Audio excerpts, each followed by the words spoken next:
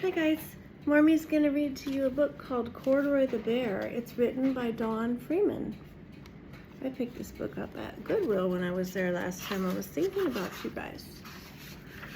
Corduroy is a bear who once lived in the toy department of a big store. Day after day, he waited with all the other animals and dolls for somebody to come along and take him home. Look, he lived in the toy store on the shelves, didn't he? There's a clown and a bunny, Corduroy the bear, there's a little doll, and a giraffe. The store was always filled with shoppers, buying all sorts of things, but no one ever seemed to want a small bear in green overalls. Look at all the people shopping. And there's Corduroy right there on the shelf. Then one morning, a little girl stopped and looked straight into Corduroy's bright eyes. "Oh, Mommy," she said, "look, there's the very bear I've always wanted." Look at her look into Corduroy's eyes. "Not today, dear," her mother sighed. "I've spent too much money already. Besides, he doesn't look new. He's lost the button on one of his shoulder straps." Oh no, he lost a button. Corduroy watched them sadly as they walked away. Oh, he looks sad, and the little girl looks sad too, huh? "I didn't know I lost a button," he said to himself. "Tonight I'll go see if I can find it."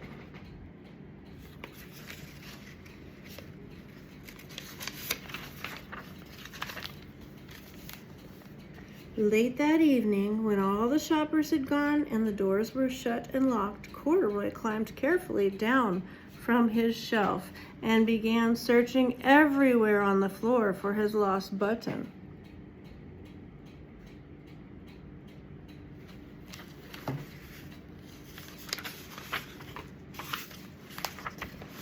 Suddenly, he felt the floor moving under him.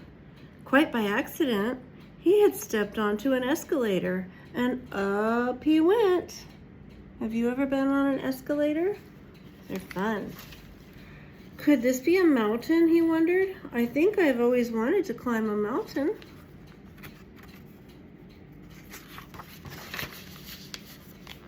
He stepped off the escalator and as it reached the next floor, and there before his eyes was a most amazing sight. What is that? Tables and chairs and lamps and sofas and rows of beds. Look at the rows of beds. "This must be a palace," Corduroy gasped. "I guess I've always wanted to live in a palace."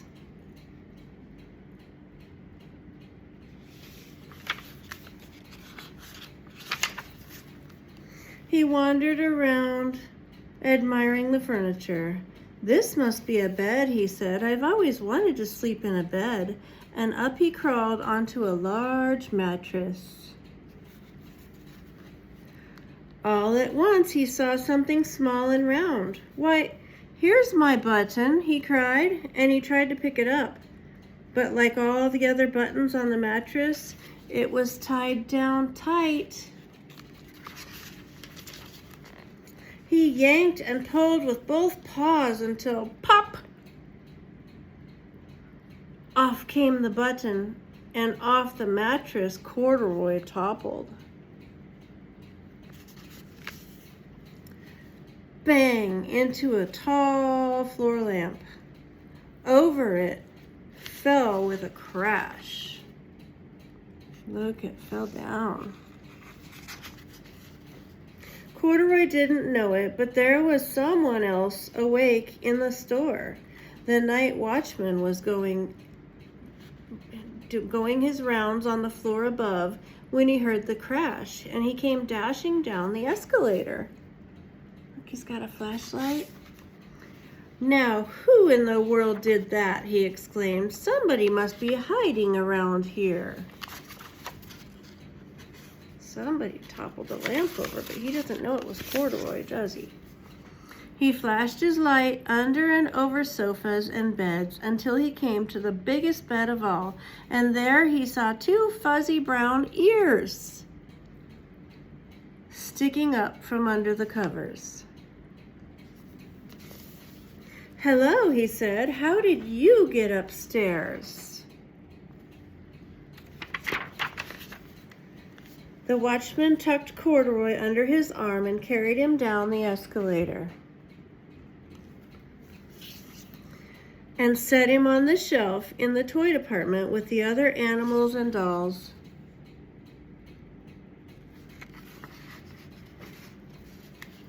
Corduroy was just waking up when the first customers came in the store in the morning, and there, looking at him with a wide, warm smile, was the same little girl he'd seen only the other day before. "I'm Lisa," she said, "and you're going to be my very own bear. Last night I counted what I saved in my piggy bank, and my mother said I could bring you home." Look, she's going to pay for Corduroy with her very own money. "Shall I put him in a box for you?" said the sales lady. "Oh, no, thank you," Lisa answered, and she carried Corduroy home in her arms. She ran all the way up 4 flights of stairs into her family's apartment and straight to her own room. Corduroy blinked. There was a chair and a chest of drawers, and alongside a girl-sized bed stood a little bed just the right size for him. Look at that little bed, just perfect for Corduroy. The room was like small, nothing like that enormous palace in the department store. "This must be home," he said. "I know I've always wanted a home." Lisa sat down with Corduroy on her lap and began to sew a button on his overalls. "I like you the way you are," she said, "but you'll be more comfortable with your shoulder strap fastened." "You must be a friend," said Corduroy. "I've always wanted a friend." "Me too," said Lisa, and she gave him a big hug. The end. Did you like that story about Corduroy the bear? That was a fun story. I hope you come back and read with me again tomorrow. Bye, guys.